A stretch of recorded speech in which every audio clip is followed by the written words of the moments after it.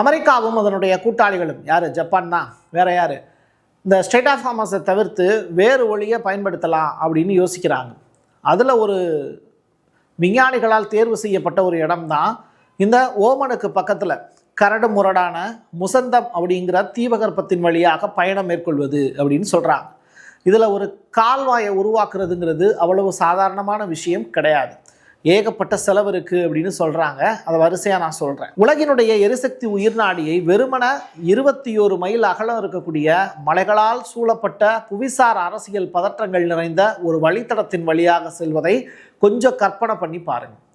இது straight of ஹார்மஸில், ரைட்டா? அதுக்கு அப்படியே பேரலா பாரசீக வளைகுடா மற்றும் ஓமனுடைய முசந்தம் அப்படிங்கிற தீபகற்பம், இது உண்மையிலேயே மிக உயரமான தடைகளை கொண்டு வந்தது அப்படின்னு சொல்கிறாங்க.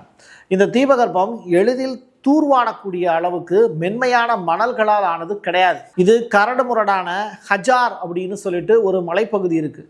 அந்த மலையில் பாறைகள் தான் இருக்கும். அந்த பாறைகளுடைய மிச்ச எச்சங்கள் தான் இது கடல் பகுதியில் அப்படியே திண்மங்களாக இருக்குது. அதை தோண்டி எடுக்கணும் அப்படின்னா சாதாரண விஷயம் கிடையாது.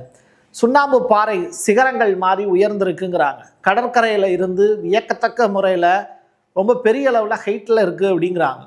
சில பகுதிகளில் 6500 அடிக்கு மேலே அது உயர்ந்து காணப்படுது அப்படின்னு சொல்கிறாங்க. அப்போது இப்படிப்பட்ட இடத்துல கடல் இருக்குது. அந்த கடலுக்கு உள்ளேயே மலைகளும் இருந்ததுன்னா அந்த மலையை நீங்கள் உடைக்கணும். தீபகற்பம் அப்படிங்கிறது என்னது உங்களுக்கே தெரியும். இந்தியாவே ஒரு தீபகற்ப நாடு தான். அப்போ நீங்கள் யோசிச்சு பார்த்துக்கோங்க, அதில் ஒரு கால்வாய் தோன்றது எவ்வளவு டஃப்பான விஷயம்.